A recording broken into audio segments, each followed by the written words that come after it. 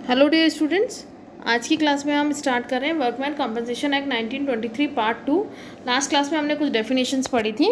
आज हम कुछ और डेफिनेशंस रह गई हैं, हम उसके जो कॉन्सेप्ट क्या कहते हैं हम वो पढ़ लेते हैं। सबसे पहले हम देखते हैं पार्शियल डिसेबलमेंट, जिसको अपन बोलते हैं आंशिक अयोग्यता या निःशक्तता किसे कहते हैं। ये इसको हम दो पार्ट में डिवाइड करते हैं पार्शियल डिसेबलमेंट को, टेम्पररी एंड परमानेंट। टेम्पररी का मतलब होता है अस्थायी और परमानेंट का मतलब होता है जो हमेशा के लिए हो गई है। अब इसके अंदर ये कहा जाता है कि यदि किसी श्रमिक के उस रोजगार में जिसमें वह दुर्घटना के समय कार्य करने में समर्थ था और दुर्घटना के बाद ऐसे रोजगार में उसकी आय कमाने की जो क्षमता हो गई, अगर वो कम हो गई है और ऐसी क्षमता जो है अस्थायी प्रकृति की है, तो इसे अपन बोलते हैं टेम्पररी पार्शियल डिसेबलमेंट। फिर आता है इसके अंदर स्थायी आंशिक अयोग्यता, जिसको अपन बोलते हैं परमानेंट पार्शियल डिसेबलमेंट। अब इसके अंदर जब किसी श्रमिक की इनमें से प्रत्येक रोजगार में जिसमें वह दुर्घटना के समय कार्य करने में समर्थ था और दुर्घटना के कारण उसकी आय कमाने की क्षमता में कमी आ गई है और वह कमी स्थायी प्रकृति की है, तो उस श्रमिक की स्थायी आंशिक अयोग्यता मानी जाती है। किंतु प्रत्येक ऐसी चोट जो प्रथम सूची शेड्यूल 1 के सेकंड भाग में सम्मिलित है के लगने पर स्थायी आंशिक अयोग्यता हुई मानी जाती है। अब आपके इसके अंदर हम शेड्यूल 1 पढ़ेंगे। शेड्यूल 1 के दो पार्ट्स है, पार्ट 1 एंड पार्ट 2। ठीक है, इसी में आगे स्लाइड में आप उनको देख सकते हैं या आपके पास बुक हो तो आप बुक के अंदर भी इसको देख सकते हैं। अब उसमें जो मेंशन्ड है कि अगर उसके अंदर जो भी चोट मेंशन्ड है उसके अकॉर्डिंग इसके अंदर हम मानते हैं कि यह स्थायी आंशिक अयोग्यता मानी गई है। ठीक है, अब आगे देखते हैं इसके अंदर स्थायी और अस्थायी आंशिक अयोग्यता में डिफरेंस क्या है, कि हम टेम्पररी पार्शियल डिसेबलमेंट और परमानेंट पार्शियल डिसेबलमेंट के अंदर क्या डिफरेंस पाया गया है। तो पहले देखते हैं कि temporary, permanent and next is temporary. दोनों के अंदर जो टेम्पररी डिसेबलमेंट है, टेम्पररी पार्शियल डिसेबलमेंट जब उत्पन्न होता है जबकि किसी श्रमिक की आय कमाने की क्षमता में कम हो जाती है जिसमें वह दुर्घटना के समय कार्य कर रहा था, और अस्थायी आंशिक अयोग्यता तब मानी जाती है जब किसी श्रमिक की आय कमाने की क्षमता कम हो जाती है जिसमें वह दुर्घटना के समय नियुक्त था। अब जो पहले वाली है वो स्थायी प्रकृति की होती है, ठीक है, और दूसरी वाली होती है अस्थायी होती है। मतलब स्थायी मतलब हमेशा रहेगी और अस्थायी मतलब कुछ समय में वो ठीक हो जाएगी। फिर है ऐसी अयोग्यता संबंधित चोटों का उल्लेख। अब इसमें जो चोटें आती है उसका उल्लेख शेड्यूल 1 के 5 सेकंड में है, लेकिन जो टेम्पररी पार्शियल डिसेबलमेंट है उसकी ऐसी कोई सूची नहीं है। अब आते हैं पूर्ण अयोग्यता, जिसको अपन बोलते हैं टोटल डिसेबलमेंट। टोटल डिसेबलमेंट क्या होता है? पूर्ण अयोग्यता से तात्पर्य किसी ऐसी स्थायी या अस्थायी योग्यता से है जो श्रमिक को ऐसे सभी कार्य करने के लिए अयोग्य या असमर्थ बना देती है जिसके लिए दुर्घटना के समय वह समर्थ था। ठीक है, तो वो क्या हो जाता है? स्थायी या अस्थायी अयोग्यता अगर उसमें हो जाती है और श्रमिक क्या हो जाता है, उस दुर्घटना की वजह उससे पहले जब वो कार्य कर रहा था वो समर्थ था। ठीक है, इस धारा के विश्लेषण करने के लिए निम्न तथ्य सामने आते हैं। पूर्ण अयोग्यता जो है वो स्थायी या अस्थायी हो सकती है। टोटल डिसेबलमेंट परमानेंट ये भी हो सकता है और टेम्पररी भी हो सकता है। पूर्ण अयोग्यता उत्पन्न हुई तब मानी जाती है जबकि श्रमिक को समस्त कार्यों में आय कमाने की क्षमता समाप्त हो गई हो जिसके वह दुर्घटना के समय कर सकता था। मतलब उसकी अब पूर्ण रूप से क्या हो गई है, अब वो नहीं, उसकी जो 100 जो क्षमता थी वो बिल्कुल ख़त्म हो गई है कमाने की। इतना ही नहीं, यदि प्रथम सूची में उल्लेखित 100% अयोग्यता उत्पन्न करने वाली चोटों में लगने पर भी पूर्ण अयोग्यता हुई मानी जाती है।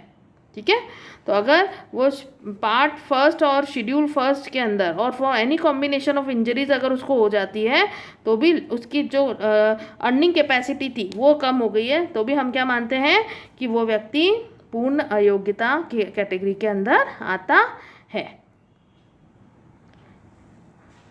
पूर्ण अयोग्यता के कारण आय कमाने की क्षमता स्थायी या अस्थायी रूप से पूर्णतः समाप्त हो जाती है, किंतु श्रमिक की आय की आय का समाप्त होना अनिवार्य नहीं है। यदि सूची प्रथम के द्वितीय भाग में वर्णित 2 या 2 से अधिक उससे चोटें लग जाती है तो 100 से अधिक प्रतिशत आंशिक अयोग्यता उत्पन्न हो जाती है तो भी पूर्ण अयोग्यता उत्पन्न हुई मानी जाती है। अब हम देखते हैं कि आंशिक अयोग्यता या पूर्ण अयोग्यता में क्या डिफरेंस है। ठीक है, तो आंशिक अयोग्यता अभी हमने पढ़ी है कि जिसको अपन बोलते हैं पार्शियल डिसेबलमेंट और कंप्लीट डिसेबलमेंट या टोटल डिसेबलमेंट। अब आय कमाने की क्षमता जो पार्शियल डिसेबलमेंट है उसके अंदर श्रमिक की आय कमाने की क्षमता आंशिक रूप से कम हो जाती है और इसके अंदर से पूर्ण रूप से कम हो जाती है। आंशिक स्थायी योग्यता की स्थिति में उन सभी रोजगारों में कार्य करने की क्षमता समाप्त नहीं होती है जिसमें वह दुर्घटना के समय काम कर रहा था। वह केवल उस रोजगार में ही आय कमाने की क्षमता खोता है जिसमें वह दुर्घटना के समय नियुक्त था। और पूर्ण के अंदर क्या हो जाएगा, पूर्ण स्थायी तथा अस्थायी दोनों ही अयोग्यता की दशा में श्रमिक उन सभी कार्य में आय कमाने की क्षमता खो देता है जिसमें वह दुर्घटना के समय मतलब उसको वो कार्य कर ही नहीं सकता है पूर्ण अयोग्यता में। ठीक है, वो कोई सा भी कार्य नहीं कर सकता है। अब आंशिक अयोग्यता में पूर्ण अयोग्यता, यदि किसी श्रमिक में कोई ऐसी स्थायी आंशिक अयोग्यता उत्पन्न होती है जिसमें उसकी आंशिक अयोग्यता के प्रतिशत का योग 100 से अधिक है तो हम उसको क्या कहेंगे, वह पूर्ण रूप से अयोग्य माना जाएगा।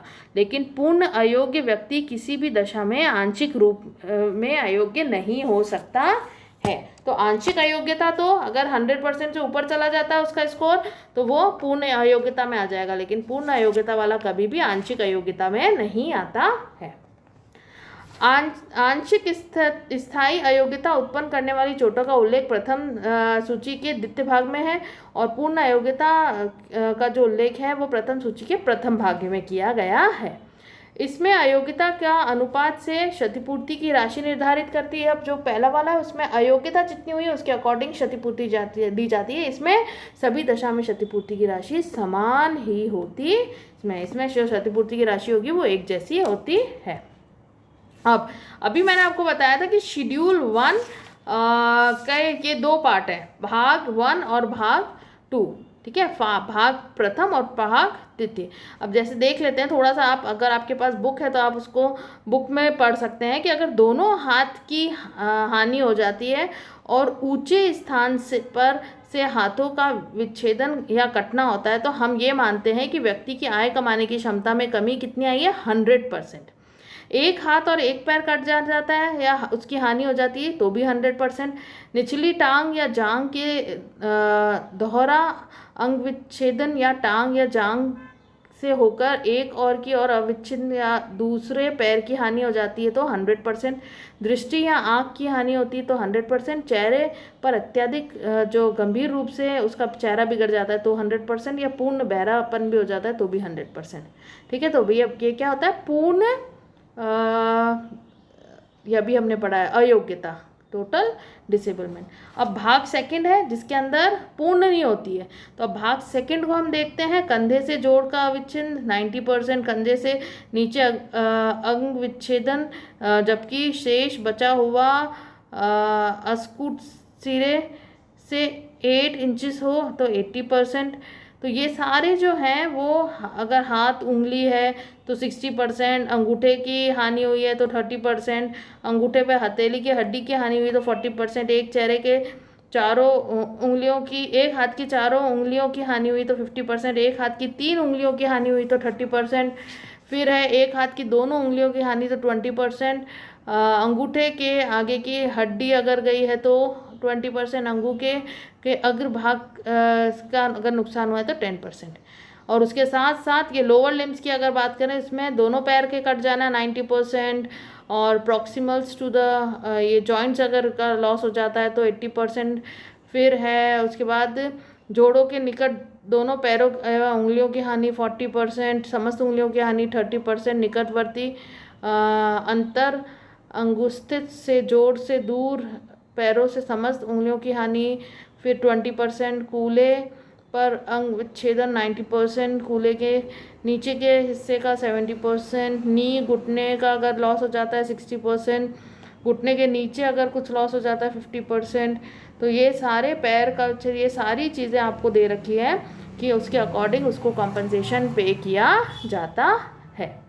ठीक है, तो अभी आज हमने क्लास में पढ़ लिया कि डिसेबलमेंट जो है वो पार्शियल या टोटल हो सकता है, और पार्शियल भी जो है वो टेम्परेरी पार्शियल भी हो सकता है या परमानेंट पार्शियल भी हो सकता है। और टोटल पार्शियल के अंदर और टेम्परेरी ये टेम्परेरी कंप्लीट पार्शियल और जो टेम्परेरी पार्शियल और इसके बीच में क्या डिफरेंसेस होते हैं वो भी मैंने आपको बता दिए कि पार्शियल डिसेबलमेंट में और टोटल डिसेबलमेंट में क्या डिफरेंसेस होते हैं वो भी हमने पढ़ लिए हैं। तो अब आपको आज की क्लास के अंदर ये जो असाइनमेंट है वो करना है, discuss the partial and total disablement of workman and distinguish between the two. आपको इन दोनों के बीच में डिफरेंस बताना है और इनके ऊपर इनको डिस्कस करना है। अब इम्पॉर्टेंट ये रहता है कि जब भी हम आगे का चैप्टर कॉम्पनसेशन पढ़ेंगे तो हमें उसमें अमाउंट ऑफ कॉम्पनसेशन हम कितना पे करेंगे उसको उसके अकॉर्डिंग हमें डिसेबलमेंट निकालना पड़ता है। तो ये जो टेबल हमने शेड्यूल पढ़ा है ये हमें तब काम आएगा। तो ये थोड़ा सा प्रैक्टिकल पार्ट जब हम करेंगे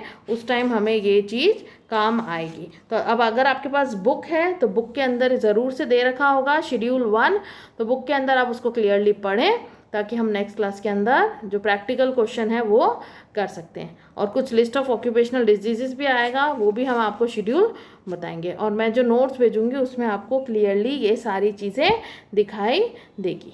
ठीक है, इंग्लिश में नोट्स भेजूंगी तो आप अभी उसको देखकर समझ सकते हैं। Thank you so much.